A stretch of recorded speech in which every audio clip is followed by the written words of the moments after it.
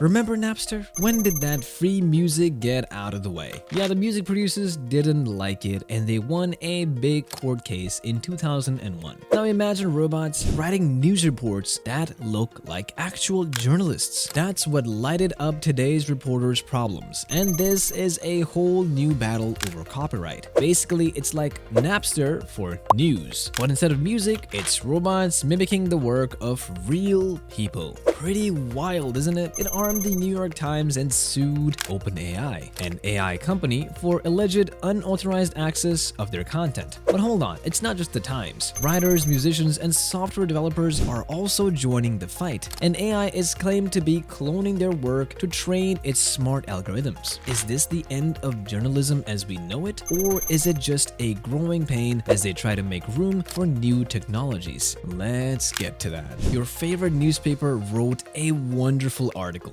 but then someone practically uses special software to write it properly, changes a few words, and sells it as their own. That's what happens with media, content, and AI. The New York Times reports that companies like OpenAI use their accounts to train AI systems, then monetize them without their permission. OpenAI says they are doing nothing wrong, but the press is worried about the future. So which one is right? This is a huge problem because it affects the media industry, copyright law, and how new technologies work. Basically, everyone has a different opinion on what's at stake here, from the future of media to the future of AI itself. So the New York Times versus OpenAI battle was a mess. The New York Times sued OpenAI, alleging unauthorized copying of its content. OpenAI says they are innocent, but the media is crazy because they think AI might steal their jobs. Now everyone is waiting for Congress to decide what to do, but they've been around for a while. No one really agrees on how to fix this whole mess. Tech people worry that AI will slow growth, while media companies are saying, hey, pay us for our work. Pickles are. Imagine talking to a really smart software like ChatGPT. If they ask about history, you can use sources from the media, including the New York Times. That's because these systems, called LLMs, have been trained on tons of data, like newspaper archives. Think of it like teaching a child by showing them examples. Data helps them learn how to answer LLM questions correctly. Using personal frameworks such as media is part of what makes these systems powerful, and companies like OpenAI to have a win-win situation. However, the New York Times is not happy that their information is being used for free, so they have taken OpenAI to court. It's a tough situation because AI is cool and new, but it's also not good to use copyrighted material without permission. The Times reports that OpenAI used their data to train its AI system without permission. This supposedly allows OpenAI to act as an editor, outlining news stories or product reviews that look suspiciously similar to the Times project. Even worse, the Times says sometimes the AI just copies and pastes their stuff word for word. 100 samples were presented for validation. Now, OpenAI says, hold on a sec, this right is supposedly just a rare bug being fixed, and the Times AI is committing fraud by purposefully messing it up. The Times is said to have cited only a few bad examples in its many attempts. According to the Times,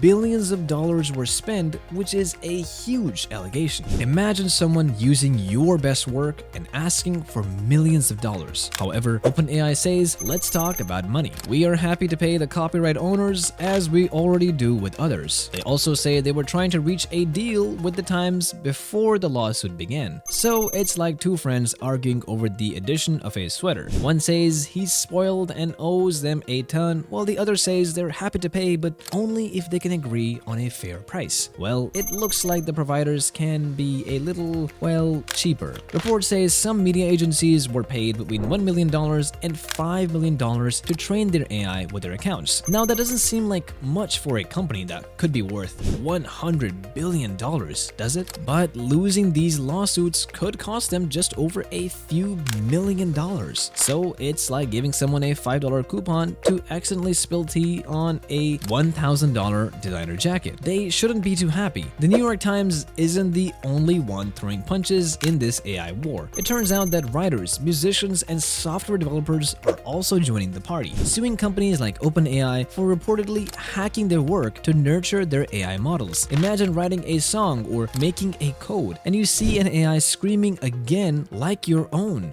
These lawsuits go beyond just words and music. Getty Images and other artists are also suing AI companies for using their copyright copyrighted images. It's like a copyright buffet for lawyers. These lawsuits could mean huge costs for AI companies. So who is the good guy and who is the bad guy? Of course, it's not that simple. Both sides have a point. The Times wants to protect its business, and AI companies need data to learn and grow. But where do you draw the line? Can AI borrow attention without stealing the entire show? The latter, my friend, is winding up, or rather being decided in court as we speak. This event will serve as a model for how AI and creativity will play together in the future. Will there be a nice unity, or will there be a right to work claim? Only time will tell. But one thing is for sure, this is far from an AI story. We will all be watching with popcorn in hand.